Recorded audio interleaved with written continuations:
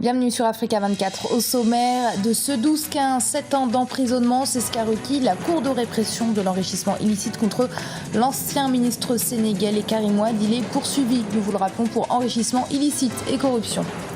À quelques mois d'élections présidentielles, la coalition des indignés de Côte d'Ivoire dresse un bilan de la gouvernance de l'actuel régime. L'objectif de ce regroupement étant de résoudre les contentieux de la crise post-électorale 2010-2011. Tikenja Fakoli ou encore Habib Koité du Mali, ils se sont rendus à l'est de la République démocratique du Congo dans le cadre du festival Amani, où comment la musique peut être utilisée pour ramener la paix. À l'issue de l'audition de plus de 40 témoins et les plaidoiries des avocats de l'État, ce mardi, le parquet de la Cour de répression de l'enrichissement illicite a requis contre l'ancien ministre sénégalais Karim Wade 7 ans d'emprisonnement, 250 millions de francs CFA et la confiscation de ses biens, ainsi que la privation de ses droits civiques. Plus de détails avec Aminata Diak. Au Sénégal, la réquisition du procureur contre Karim Wade est connue. Après plus de 6 mois d'audience, la Cour de répression de l'enrichissement illicite chargée de juger le fils de l'ancien président Abdoulaye Wade a requis 7 ans de prison ferme et plus de 380 millions d'euros d'amende contre le prévenu. En outre, le magistrat a réclamé la confiscation de ses biens et l'application de l'article 34 du Code pénal sénégalais qui prévoit une interdiction de droits civiques d'un prévenu condamné. Nous avons démontré que Karim Wade était au cœur de tout ce qui se faisait. C'était lui le cerveau qui avait les informations privilégiées et précises, qui utilisait ses amis comme une toile d'araignée pour pouvoir envahir tous les secteurs de la vie économique du Sénégal. Pour certains spécialistes, le réquisitoire du procureur suit la procédure judiciaire qui a été mise en place. Le réquisitoire du procureur, il s'inscrit dans la droite ligne de la politique judiciaire qui a été définie de pas mettre en place la Cour de répression de l'enrichissement illicite. Comme le procureur obéit au ministère de la Justice, c'est un magistrat du parquet qui n'est pas indépendant, il reçoit des instructions. Donc les instructions qu'il doit recevoir, c'est effectivement de requérir une peine d'emprisonnement très lourde, d'une part, et d'autre part, d'y ajouter ce qu'on appelle des peines complémentaires ou des peines accessoires, à savoir l'interdiction des droits civiques, civils et politiques, en définitive la possibilité que cette personne-là ne puisse se présenter à aucune élection dans les années qui vont venir. Pour Bibo Bourgi et Mamadou Pouy, les co-accusés de Karim Wade, le procureur réclame 6 ans d'emprisonnement et 10 ans pour les 4 prévenus en fuite. Le parquet demande également 250 milliards de francs CFA d'amende pour presque chaque co-accusé. Après le réquisitoire ce mardi, l'audience se poursuit ce mercredi 18 février avec les plaidoiries de la défense. Et autre procès qui fait l'actualité du continent, celui de Laurent Gbagbo et de ses 80 co-accusés. L'ancien président est jugé à la Cour pénale internationale de La Haye pour sa responsabilité dans les violences de la crise post-électorale de 2010-2011. Ses co-accusés, quant à eux, sont jugés pour atteinte à la sûreté de l'État par la Cour d'assises d'Abidjan. Et ce lundi, 3 personnalités proches de l'ex-chef d'État sont passées à la barre. Ce mercredi, on attend la comparution, notamment de Michel Gbagbo, son fils, et lundi de son épouse, Simone Gbagbo. Cette crise post-électorale de 2010-2011 est à l'origine de nombreux problèmes en Côte d'Ivoire. À quelques mois de l'élection présidentielle, la coalition des indignés met tout en œuvre pour les régler. Elle entend aussi réunir les conditions favorables à une élection libre et transparente, seule garante de paix et d'unité pour le pays. Birama Saonera. Résoudre les contentieux de la crise post-électorale 2010-2011 avant la prochaine élection présidentielle, voici l'un des souhaits exprimés par la coalition des indignés de la Côte d'Ivoire. À quelques mois de la présidentielle, cette organisation de la société civile estime que l'impunité et la mauvaise gouvernance persistent dans le pays. Nous sommes à 8 mois des élections. Pour moi, il est important de finir de résoudre d'abord les contentieux des élections passées avant de parler d'autres élections. Ici en Côte d'Ivoire, l'opposition a démissionné. L'opposition a démissionné, c'est pour cela, malgré la mauvaise gouvernance, malgré la promotion de l'impunité, malgré l'injustice partout, l'opposition n'a jamais levé le doigt.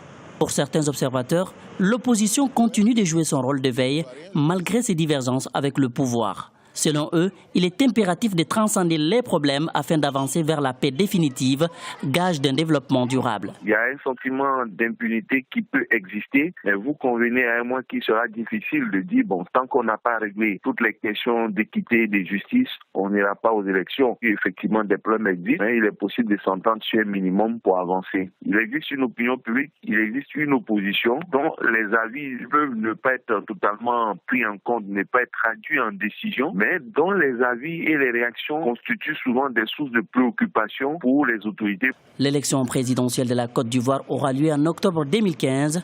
À plusieurs occasions, le pouvoir et l'opposition, ainsi que les organisations de la société civile, ont émis le vœu de voir s'organiser dans le pays une élection présidentielle crédible, transparente et inclusive afin de refermer la parenthèse électorale douloureuse de 2010 et 2011. La synergie des travailleurs du Togo ne décolère pas. La centrale syndicale n'en est pas à son premier coup et n'entend pas en rester là. Après 3 jours de grève la semaine passée et un sit-in observé ce mardi, les membres de la STT sont en grève depuis ce 18 février jusqu'au 20 février et ils bénéficient du soutien, loin d'être négligeable, des étudiants du pays qui les ont rejoints dans leur mouvement. Et les autorités togolaises ont donc fermé jusqu'à nouvel ordre les écoles du pays. Kekelia Feto. Fermeture jusqu'à nouvel ordre des établissements scolaires publics et privés au Togo. L'annonce a été faite ce mardi 7 février par le gouvernement suite aux perturbations enregistrées dans le milieu scolaire dans la journée. Pour les autorités, cette décision vise à ramener le calme dans le secteur de l'éducation.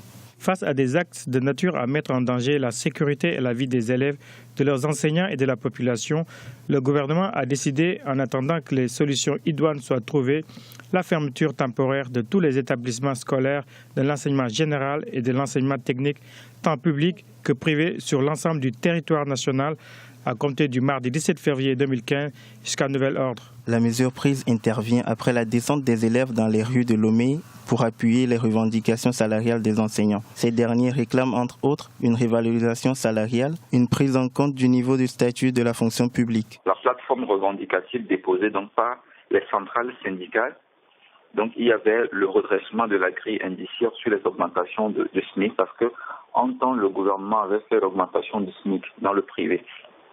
Et les syndicats avaient demandé que dans le secteur public aussi, les salaires les plus bas arrivent au niveau des SMIC. Donc voilà toutes ces anomalies, du moins constatées par les syndicats, qu'ils demandent au gouvernement de corriger avec l'intégration entre-temps des 20 000 30 000 francs de prix spécial que le gouvernement avait accordé aux fonctionnaires. Donc que ces 20 000 30 000 francs soient intégrés directement dans le calcul du salaire. Et tout dernièrement, il demande aussi la signature du décret d'application du nouveau statut général de la fonction publique. Depuis quelques jours, ces revendications font l'objet d'une série de manifestations à l'appel de la synergie des travailleurs. En attendant qu'une issue soit trouvée à ces revendications sociales, une nouvelle grève de 112 heures des agents de la fonction publique démarre ce mercredi. Et en République démocratique du Congo, cela fait aujourd'hui 1 mois qu'Internet est partiellement bloqué. Après un blackout suite à des manifestations de l'opposition, les autorités ont finalement rétabli Internet mobile et les SMS. Les sites de conversation instantanée ainsi que l'intégralité des réseaux sociaux restent quant à eux toujours bloqués.